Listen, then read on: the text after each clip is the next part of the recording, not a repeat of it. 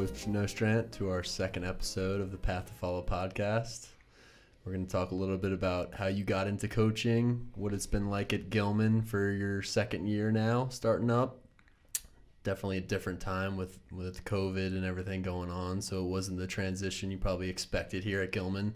But we'll talk about your time at Haverford School and coaching, and what the future looks like for lacrosse and recruiting, and mentoring young players and getting them into the game. So right off the bat, maybe you could talk a little bit about yourself and what you do here at Gilman, and maybe how you got here, how you found your way here. Sure. Thanks, Jake. I'm psyched to be here. So I found my way to Gilman.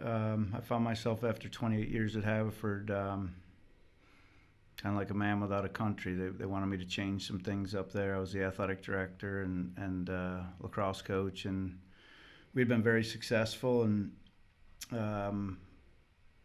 2 years ago, they brought me in and just wanted me to change some things, and it just didn't feel right to me. There was nothing really wrong, and certainly the administration at Haverford and the people there are well within their purview to kind of change things up, and I think we became a victim of our own success, and it was something that I was really proud of. And as a school leader, school administrator, and a coach, the one thing my father taught me, he taught me a lot of things, but you can't, once you start compromising, you start losing, things start to go the other way. So it was a clean break, and it was great. And the path to Gilman was awesome. It was a little long, a little stressful.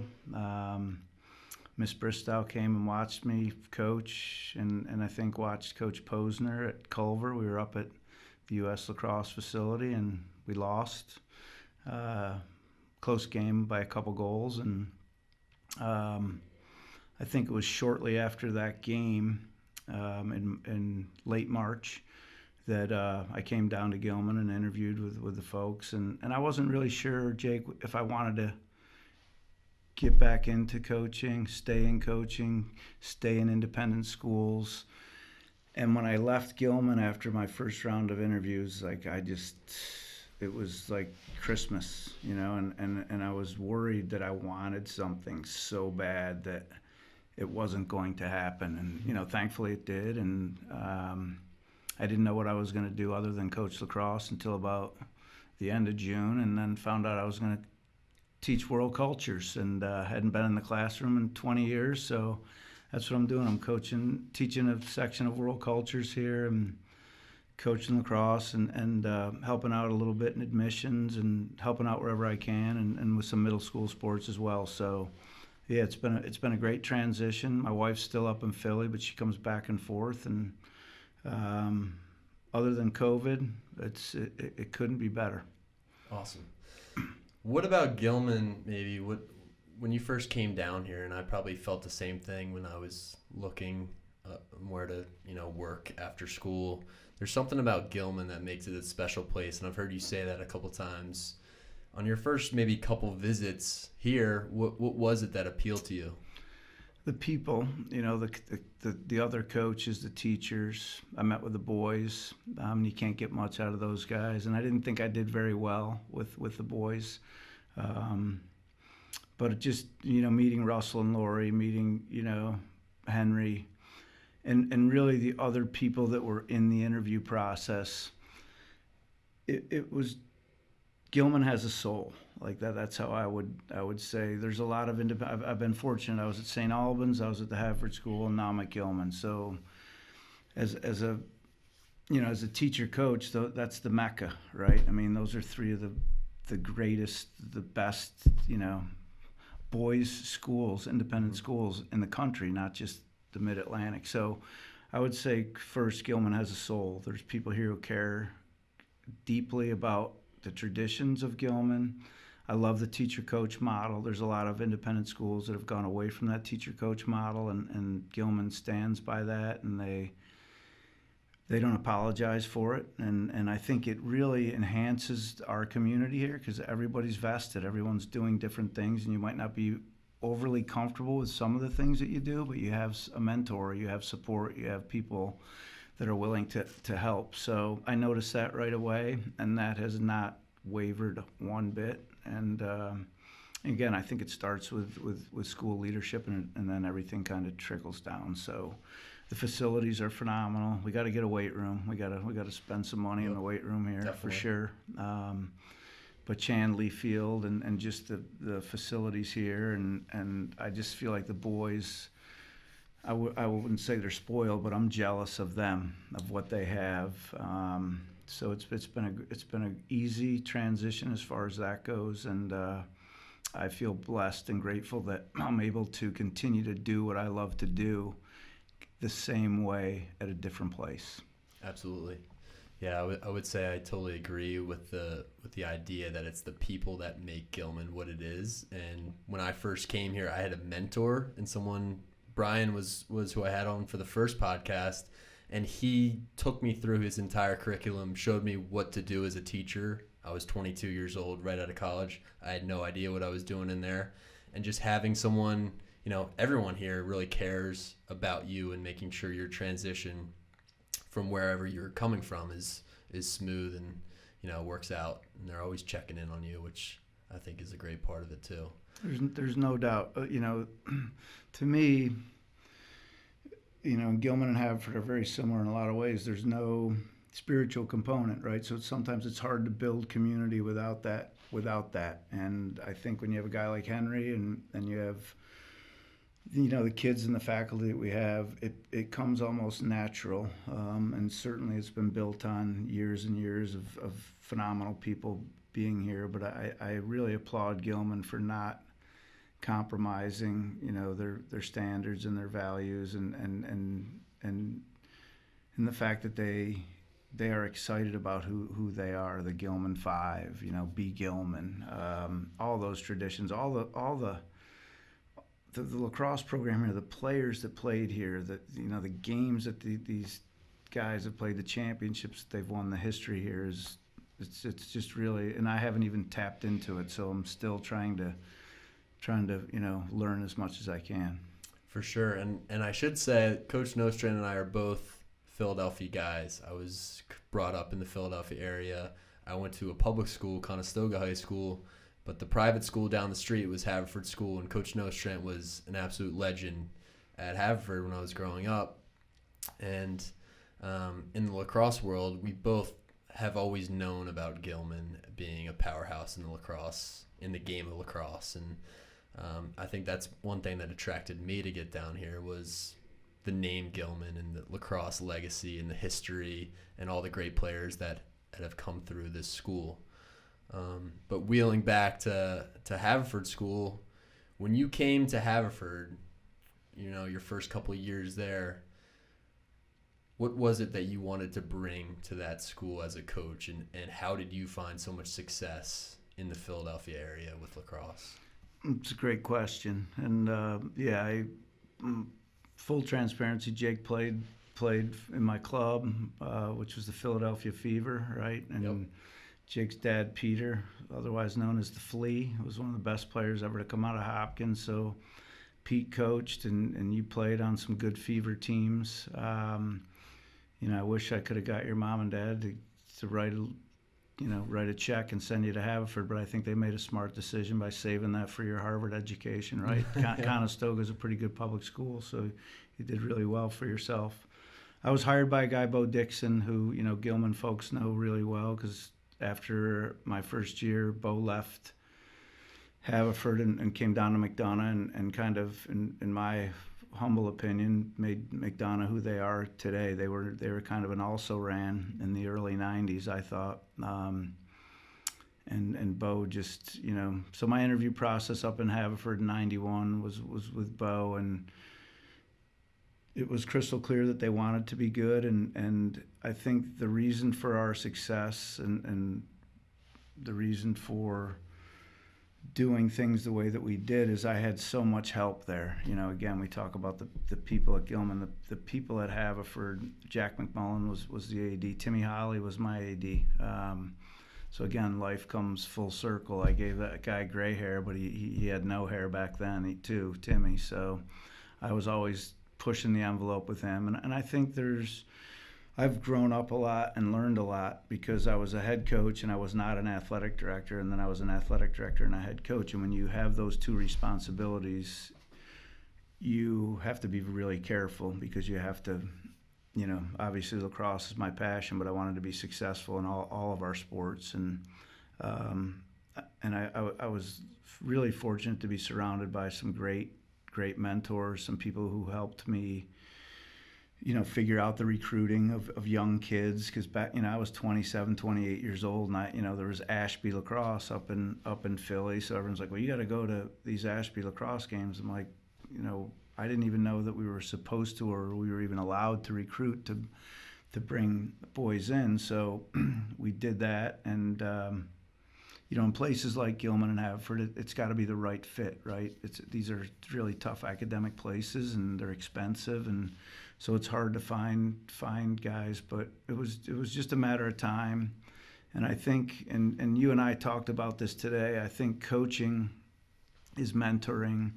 Coaching is really not X's and O'ing at all. You can surround yourself with great X and O people and technical people, but coaching is building relationships with the boys and with the young men that you have and your coaching staff, and creating an environment that exudes positivity, hard work, and all the little things that we want, that we know are important to us in our everyday life. Those are the exact same things that are important on the lacrosse field, right? Showing up on time, being a great teammate, figuring out what your role is, and accepting your role, even if you're not really comfortable, or if you're not really crazy about your role, right? Mm-hmm. So I was fortunate to coach a lot of really talented kids at Haverford, but those guys, they wanted the exact same things. So that common goal, that commonality, and that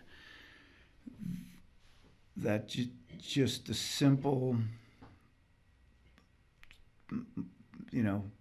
trying to achieve the same thing. And I think the key in our success up there was the boys owned it. Like I didn't, I'd already played the game, right? I played in some championships in college, didn't win any, played for the Wings, played for the Thunder down here. So it was always about the players, and they embraced it, and the rest is kind of history. But it was a ton of fun, and we competed against you, and you had some great teams, and the greatest thing about coaching at places like Gilman and Haverford is establishing those rivalries and playing games. And I remember coming down and playing Gilman in the early '90s and just getting shellacked. And you gotta take your lumps a little bit, but then you gotta keep coming, and then it shows your guys how the game's supposed to be played, what it takes, and so I think the biggest thing at Haverford, the success, it was a team effort. It was admissions, it was my assistant coaches, it was the players, it was the parents, right?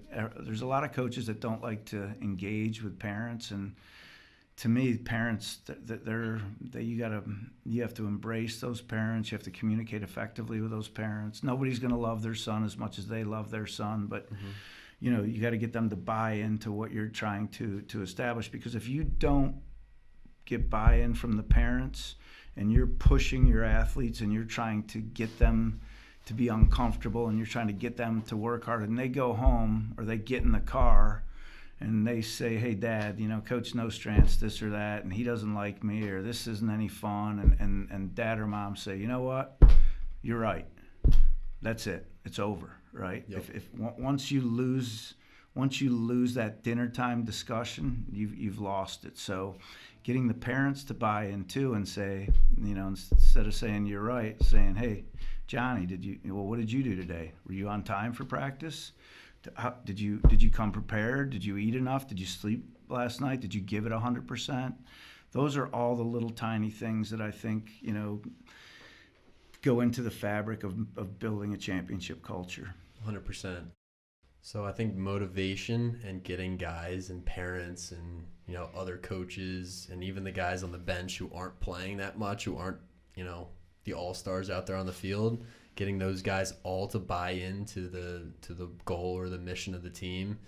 In my experience, is that's the hardest part for a coach, and just kind of watching my coaches in college do it, and coaching with Coach Matthews my first year at Gilman, and then coaching with you.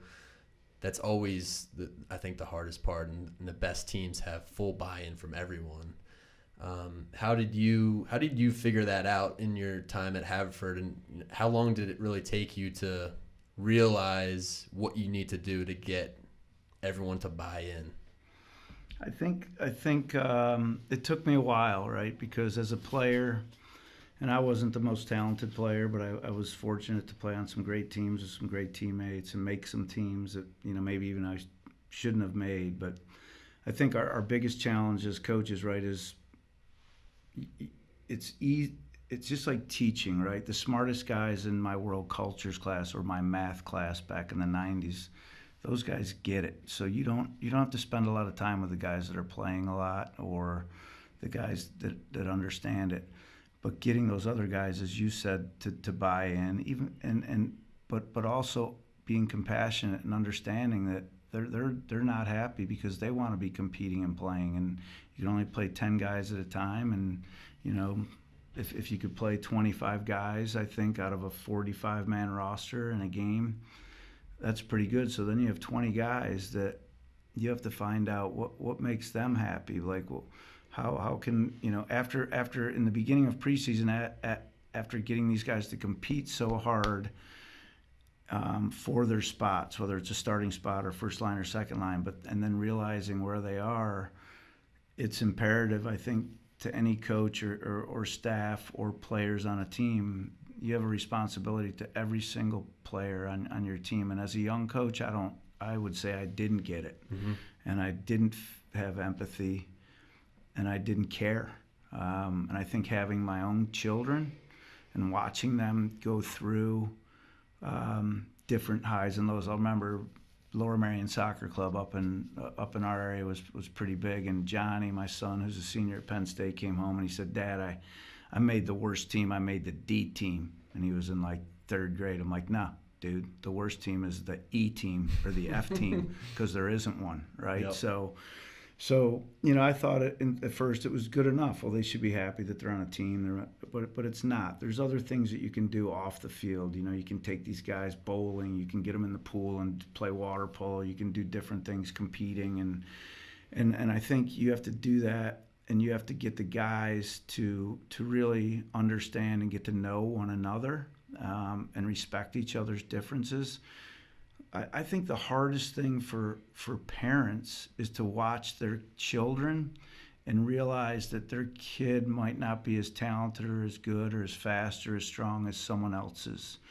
But if they just take a step back and think about themselves, they knew they weren't the best player on their team or the smartest person in their class, or we all need good people around us to make us better. Right, so that's the message to your team is without all those guys, there's not going to be success. So you got to figure out a way to get them all to buy in, and look at if they don't buy in, then you got to have some tough conversations. Right, that's the one thing that I say to all my guys. Like when we make our team, and you've decided that I've never cut anybody in 30 years of coaching high school. Kids have cut themselves, but once they decide to commit. If they quit on me, I don't make it easy for them, right? Mm-hmm. And because I think if you start something, you got to finish it, and then you can figure something out later. But so just getting guys to buy in, getting them to understand the commitment and the work ethic, that they're not going to be able to go to the shore on Saturday morning in April when it's really nice out, or go kick the hacky sack or play the ukulele with their girlfriend over in the quad, right? They got to practice, right? When some other guys might not be working as hard. So you've got to make sure that all of your players understand that, not just your top 25 guys. Right, and I think it's one thing to talk about how you do that at a place like Gilman or Haverford in a high school program, and then for players that are hoping to play in college and go to the next level, I think it it's another level of, like, if you're not playing at a college and, you know, you've devoted your whole life to working and trying to commit to a college to play lacrosse, and then you end up at, you know, Delaware, and you're one of 60 guys on the team and you're not playing, you know, that's another level of buy-in that coaches have to get from 60 guys. And I think when I talk to people who haven't played lacrosse or don't really understand, they ask, first question is like, how many guys are on the field at once? How many guys play? Probably 15 to 20 guys play, and there's 60 kids on the team. You can't have a winning team if 40 guys who aren't playing don't believe that, you know, that they're eating the bullet for something good at the end of the season, or a reward at the end of the season. And that's a very hard skill to motivate a whole group of guys, I think. And there's no doubt about it. And not only is it hard to get them up, but if you have guys that start to nip away, I call them termites, right? They start to chip away at the fabric of your culture, and, you know, well, we don't have to do this, or we're going to go out tonight, we're not going to stay in, or we're going to, you know, we don't have to, you know, all those little things where it's easy to blow things off. That's where you got to have guys, you know, irregardless of the role, said, no, we have a commitment to something that's bigger than ourselves, right? And it's a commitment to the team. And again, I think that's parenting. I think that's coaching. I think that's assistant coaches. But I also think it's peer relationships. I think it's getting, you know, the guys on the team to all buy in. And if they genuinely believe it, it really takes care of themselves. It takes care of itself, right? But it definitely takes some time. But places like Gilman, Haverford, Conestoga, even though it's a big public school, but lacrosse was important. It allows, I feel like I'm coaching in college right now, and I coach at Gilman. And people have always said to me, how come you don't go coach in college? Why would I? Right. I've coached at 3 of the best independent schools in the country, some of the best players in the country. I've been able to coach them, and it's almost like we are at a college. You know, we're allowed. You know, we engage our students. We get to meet with them in between classes. We sit down with them. We're here for them. So it really is almost like being on a college campus, and so it's a treat. And you know, again, I think the Gilman kids are starting to get it. Brooksy's a phenomenal coach. They had some great teams, and again, I've always said I'm just trying to build on what he's already started. If I could be half the teacher he was, then I'd be in great shape. But you know, I'm just trying to kind of come in and pick up where he left off, and the kids have been very engaging and very supportive. Awesome. 2 questions pop up in my mind as you were talking about some of your great teams and players, and as we were talking about building a culture at a program like Gilman. Who's the best player you've ever coached, and who's the best teammate or best, you know, kind of glue guy that you've ever coached? Those are tough ones, because I probably had a couple of them last year that, you know, I only got to coach them in three contests. I had them the whole year, you know. But I look at a guy like Jack Stuzen, you know, I look at Sam King. And I feel like I really got to know those guys, and those are 2 guys that I hold, you know, all those seniors last year, but those 2 guys were special. Wallace, Halpert, you know, Torts, our captains last year were phenomenal. Pete Cannon is a guy who I coached in 2000 up at Haverford, and a guy, Mark Young. Mark went to Penn State, Pete went to Georgetown, and those 2 guys were they were glue guys, and they were guys that they were coaches on the field. They were my mouthpiece in the locker room. I'm not someone that tries to create a gotcha culture. I don't try to catch my kids doing anything wrong. I try to set the standards, and I try to create an atmosphere where they can have an open, honest conversation. And I think if you get players that buy into what you're selling, I just think that's important. And those 2 guys, they come to my mind because they're just lunch pail guys. A story about Pete Cannon quickly. We went up and played in upstate New York, and we played a Friday game, and then we played a Saturday morning game. And we had to drive back to Philly because Pete and a bunch of his teammates had the Agnes Irwin prom, so we couldn't stay another night. We had to play the game in the morning. So we're going into overtime against a team that should never have been on the same field as us. And I looked over at Pete Cannon, and he was outside of the huddle throwing up. And I looked at him, and I think this was probably 2000, 2001. And I'm like, what's the deal? Are you sick? And he looked at me and goes, no, coach, I didn't come out that quarter. So he played the whole quarter because I had so much faith in him and I needed him on the field. He was never going to say to me, I need a blow, right? And so that sticks out in my mind. Like, here's a guy who just, he was like the golden retriever. You throw the stick out into the water and they go fetch it, and they keep going and going until you tell them to stop. And those are the guys that you have to have, right? And those two guys happen to be very skilled guys. I've had some phenomenal players. Kyle Berry and Kyle Wharton both played at Hopkins. They could shoot it and play. Kyle was on the cover of Sports Illustrated. Grant Ament was a Tewaaraton finalist. Doc Sakin was there was very little coaching going on up there and a lot of good playing going on. But all of those guys, as good as they were all very similar because they knew what the expectation was. So it's hard for me to say who my best player was, but I can tell you what the attributes are of the type of player that I like, right? And it's the guy that comes early. It's the guy that stays late. It's the guy that, sometimes as coaches you got to play some head games. You got to do some different things. So it's a guy that you take off a man up, and you're looking at him. What are his facial expressions? What's his body language like? Is he going to come and talk to me and ask me why? Or someone that you move, maybe he's a short stick midi, and you say, hey, I need you to pick this pole up because we're playing against Joey Sankey, and you're the only guy that can cover him. And no questions asked. They pick the stick up and they go do it. So those are the kind of things. And we've talked about it, Jake. We talked the other day at practice about the difference between working hard and competing, right? And I think having 40 guys that want to compete, that's all you can ask for. Like, every day, every time you go out to practice, we're gonna work as hard. We're not saving ourselves because we're tired or we don't feel good. We're gonna push ourselves, and I think that those are the type of players that are the great players. And again, I've had too many to even remember, and I sometimes I'll talk with my guys. I have a Zoom this Thursday with a bunch of guys from 1998. Luke Oglesby played at Penn State. Rob Booth, Penn State guy. And sometimes I'll text them and say, "You're my top 5," and they're like, "Oh, that's great. Who's 2, 3, 4, and 5?" Right? So I've been very careful not to annoy anyone, but I've been really blessed to have a bunch of really, really good players. Definitely.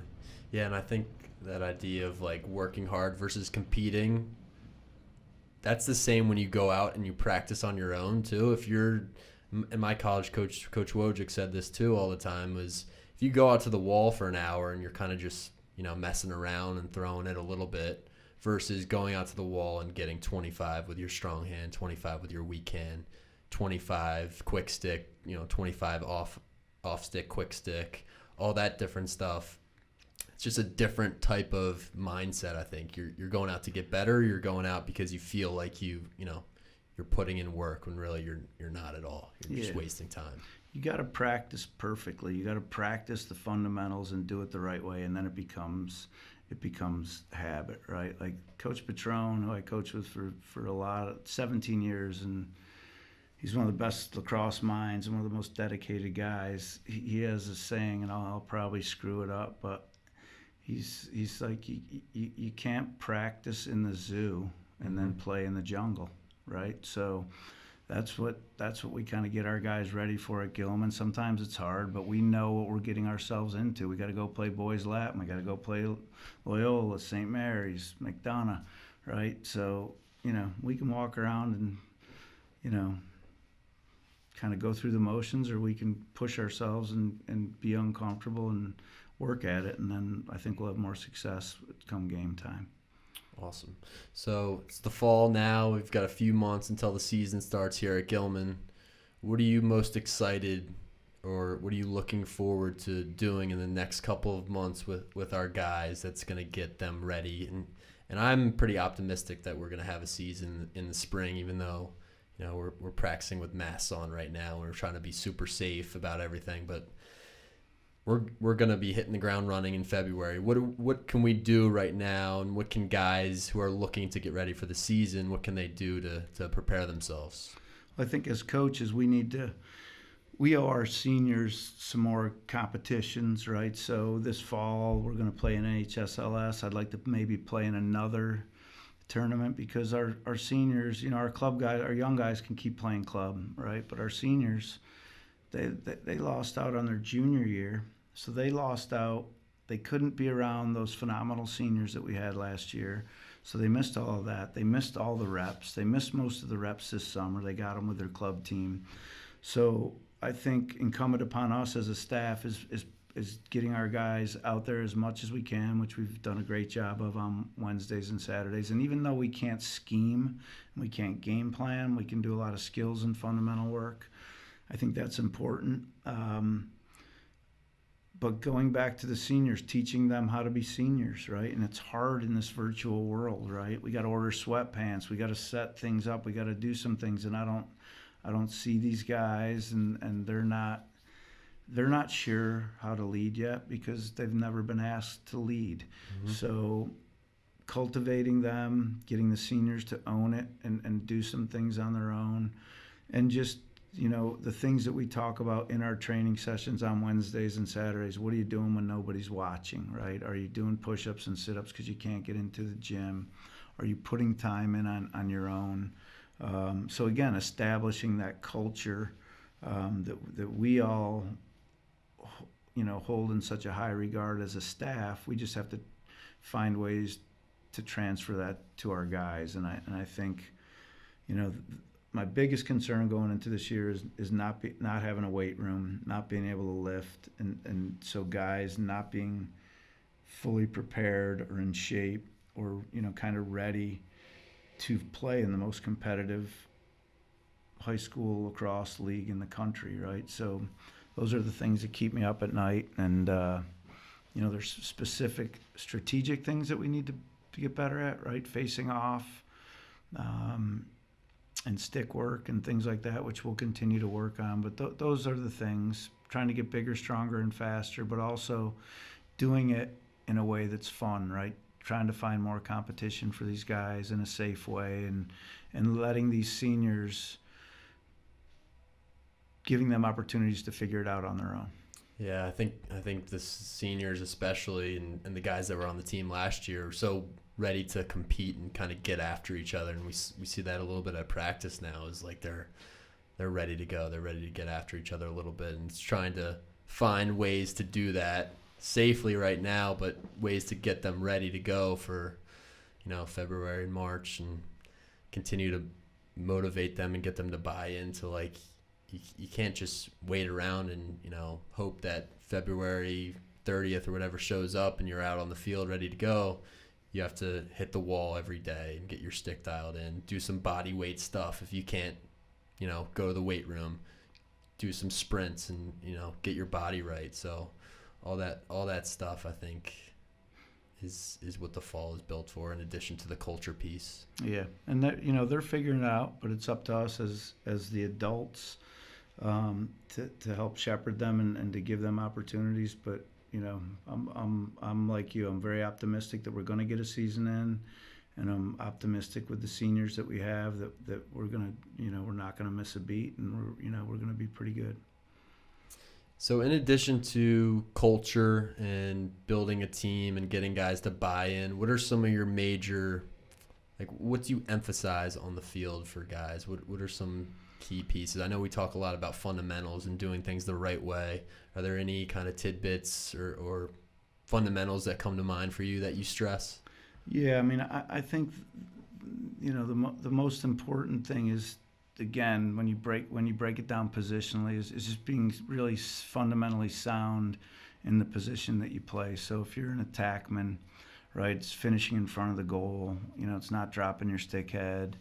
It's riding to the midfield line. So it's really going position by position and letting the boys know, what are the top 5 or 6 things that we're looking for. So that's what I am. I'm a fundamental coach. I was coached by a guy, Terry Corcoran, who was an All-American from Hobart and was one of the most intense guys that I've ever been around. But he's just a fundamental guru. Another guy, Keith Reitenbach, who played at Cornell, and he taught me how to run the right way. But stick work, passing and catching on the run, having an efficient stick without wasted movements and things like that. Those are the things that we have to keep hammering home, and I think we're doing a good job as a staff. As far as team concepts, like non-negotiable things, being a good riding and clearing team, being a very communicative team on both sides of the ball and in the middle third of the field, helping one another out, talking to one another. I think those are really important. And then, I always want to walk off a field and I want people to say that team was well prepared and well coached. So again, I'm so blessed to be around guys like yourself, Coach Daly, Coach Holmes, Coach Hudson. I mean, I have a college staff and guys who really care a lot about the game, but also most importantly care about our guys, so they're willing to put the time in. So, but those are being a good ground ball team, right? Getting the ball off the ground, the ball's on the ground 60% of the time, so you got to do that. We have a huge advantage with Chandley. We're probably the only team that I know of who plays on grass, right? McDonough has grass, but it's Bermuda. That field to me is like a 12th man. If we can grow that grass up like 6 feet high and keep that ball in bounds and be in really good shape, yep. We'll be able to steal some wins out there and in doing that, be able to frustrate a lot of teams because they're not going to want to work hard, and it's going to take. Playing on grass is just so much different than playing on turf. So I think that's a huge advantage that we need to take advantage of. Absolutely. And one thing that I tell guys that I do private lessons with and do kind of skills clinics with is at any level of the game, whether you're watching the PLL, whether you're watching college, whether you're watching a youth game, if I'm watching like 8-year-olds play lacrosse, the team that wins the game is the team with the better fundamentals. It doesn't matter anything else. It's ground balls, it's passing and catching. It's really just getting the ball off the ground and moving it. So I would agree that, I think our mindsets are similar in stressing the fundamentals of the game. But when I was coming on today with you, my dad asked me to run this question by you. Is you went to Washington College and you played. Who was your coach at Washington College? Terry Corcoran. Terry Corcoran was your coach at Washington College, and it seems like there are a lot of players from Washington College in your era who became great coaches. Do you think Terry Corcoran had a major influence on, your career as a coach, and how so? Absolutely. There's a lot of guys, like last year, Coach Soul was with us, right? And he was a great teammate, was the head coach at Navy. He's the only guy to win at Dartmouth. Was at St. John's and did a great job up at Stony Brook, right?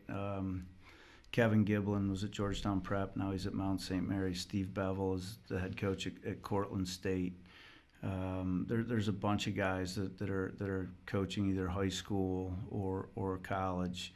And I think Coach Corcoran, he did all the things that I'm trying to emulate with our guys. And sometimes as a young college player, college student, I didn't appreciate everything that he was trying to do for me. And I ended up staying at Washington College. I got out in '86, and I stayed and went back and got my teaching certification and coached with him for 3 years. And that was it. That's when I knew what I wanted to do. And Coach Corcoran's been a huge part of my life. He still is.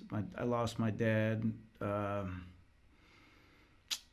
30 years ago. 30 years ago next week. And I'll never forget, Terry Corcoran was in the hospital, in the days leading up to my father's passing. And those are the things, those are the life lessons, right? So back in, 82 to 86, it was certainly about lacrosse. It was certainly about trying to beat Hobart. And, we beat Navy one year.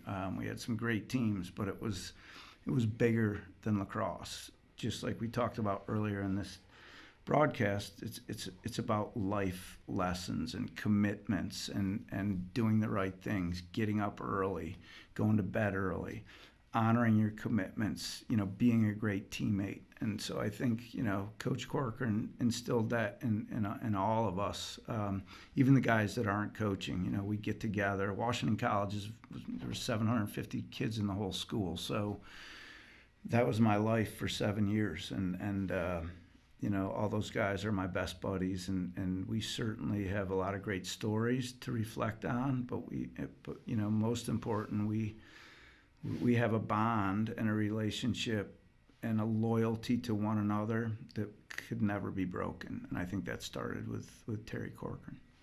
Awesome. Coach, anything else that we want to cover today on the podcast in terms of lacrosse recruiting?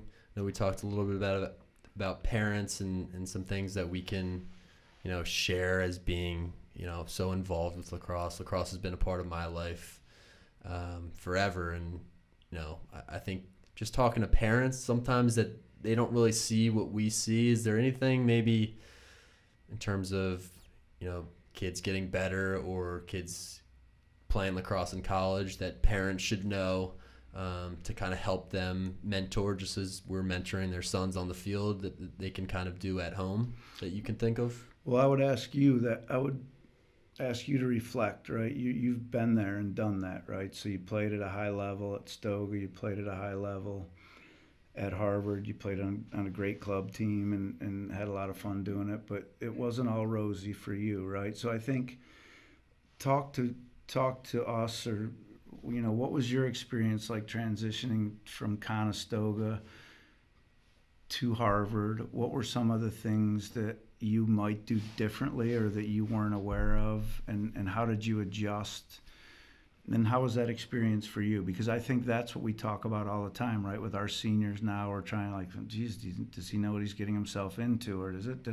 You don't really know what you don't know until you're in it. So right. Maybe you can answer that question by talking about your own experience. Yeah, I think so. I think growing up, I was obsessed with lacrosse from my dad and going down to the Hopkins games and being around the game, going to the Final Four every year down here at M&T Bank Stadium. And lacrosse in high school was, you feel like you're at a high level when you're playing in the Central League and you're doing well out there and you're, scoring goals. But when you go and you play Division I or you play at Division III, you play at a top tier school for lacrosse, the story completely changes. You're not the top dog anymore. You're just one of 40, 50 guys, and you have to compete for a spot, similar to what we were talking about. But I think one thing that parents and kids who are looking to play in college should know is, you have to love the game. And I have always loved the game because, my dad and just growing up with it. And so it was not an easy transition because there was a lot that was different at Harvard than there was, at the high school level. But lacrosse has always been a passion of mine, and that's why I'm still in the game. And a lot of my friends who played at Harvard probably won't touch a stick ever again. But I touch my stick. I play lacrosse every day. I'm shooting on goalies every day at 3 o'clock, which is awesome, and I love that. But if you don't love the game and you sign up to go play at North Carolina or Duke or Washington College or, Colby or Colgate, wherever it is, if they have a program, their job is to win, and those coaches have to win. So you are going to be playing lacrosse every day for 5-6 hours. And if you don't love that, it's going to be miserable for you, I think. So that's one thing that I think high school guys maybe don't conceptualize yet is when you go to college, there's so many distractions. You could do whatever you want. You don't have parents. You can go to the, music festival. You can go skiing. But if you're on the lacrosse team, you're going to practice. Yeah, so I think those are the type of things, and continuing to have those conversations are, that's paramount, for the boys, and I think I said it earlier, being a father of three, and again, thank God my three kids have their mother's athleticism, right? So they all played. Two of them are playing Division I lacrosse, and the other one graduated from High Point. She was a captain down there.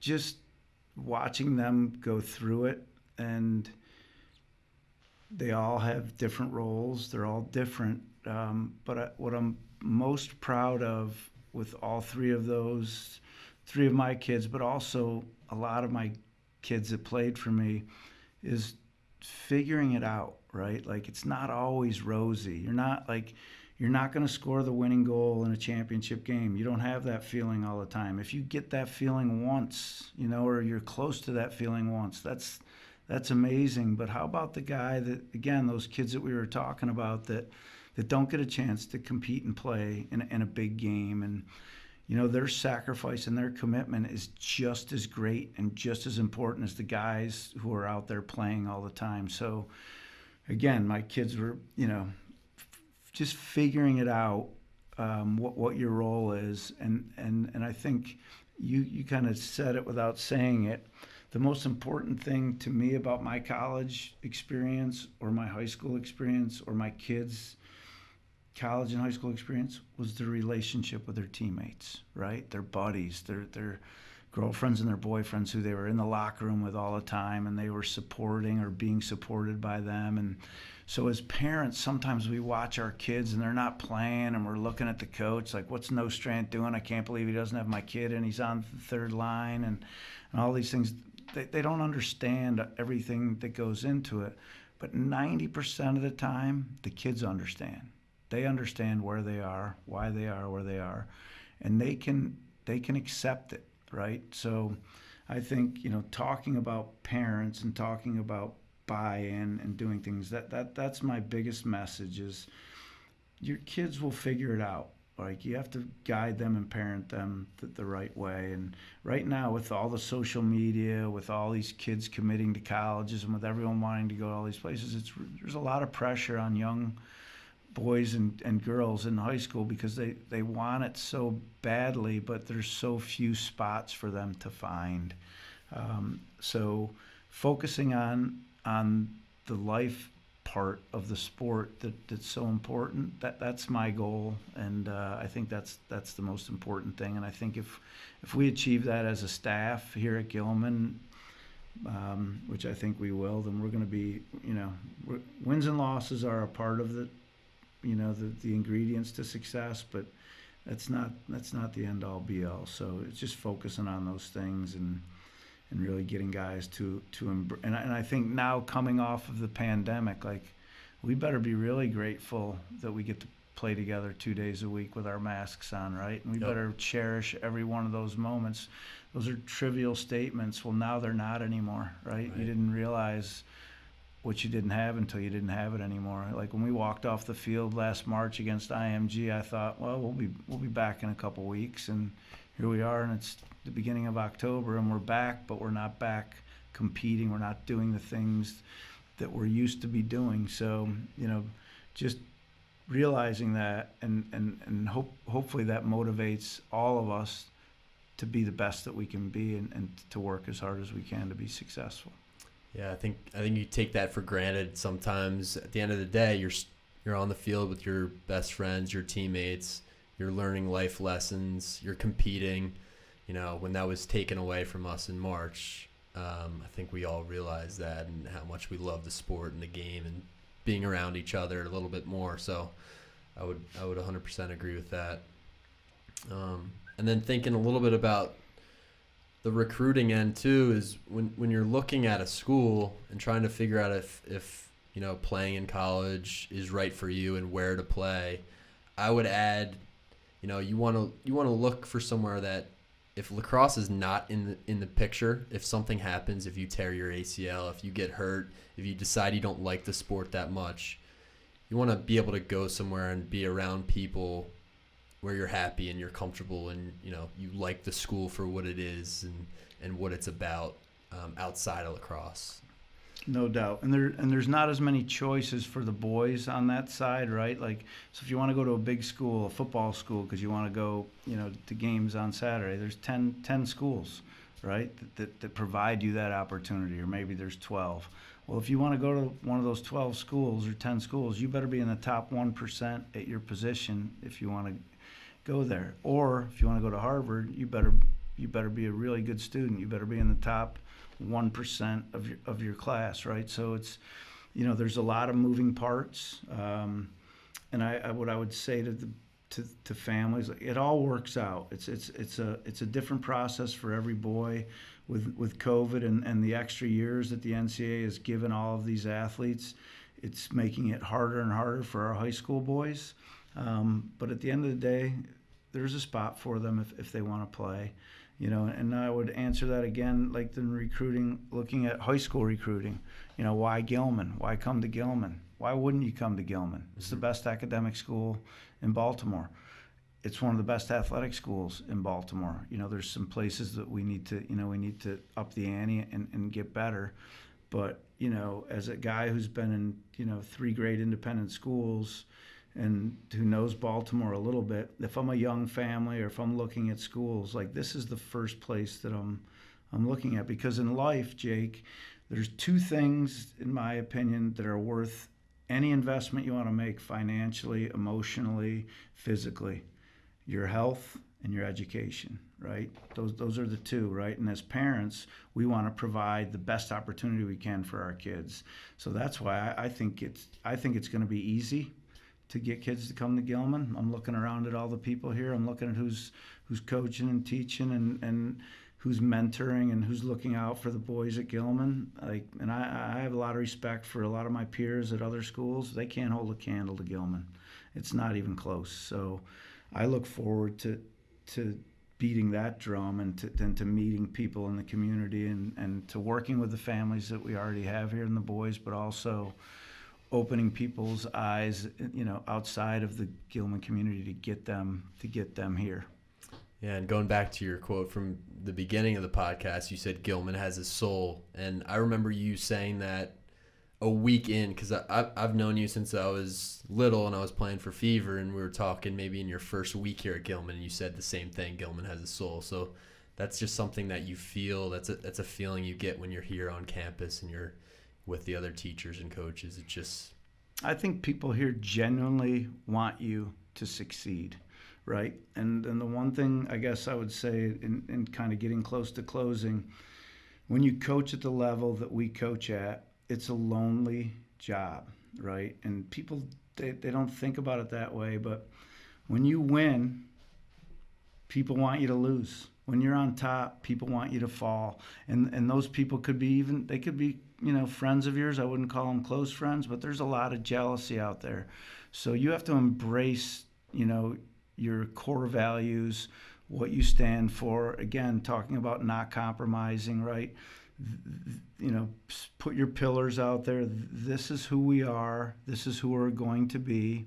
You're either in or you're out, right? There's no debate. There's no discussion. There's no compromise. And I think, you know, I just get the sense that Gilman, whether you're, you know, serving the lunch, you know, at breakfast or lunchtime, or if you're Darnell and we're at Bible study, or we're, you know, wherever we are, walking down the hallway, when someone says, "Hey, Coach, good luck," I think they mean it. I think they mean it here.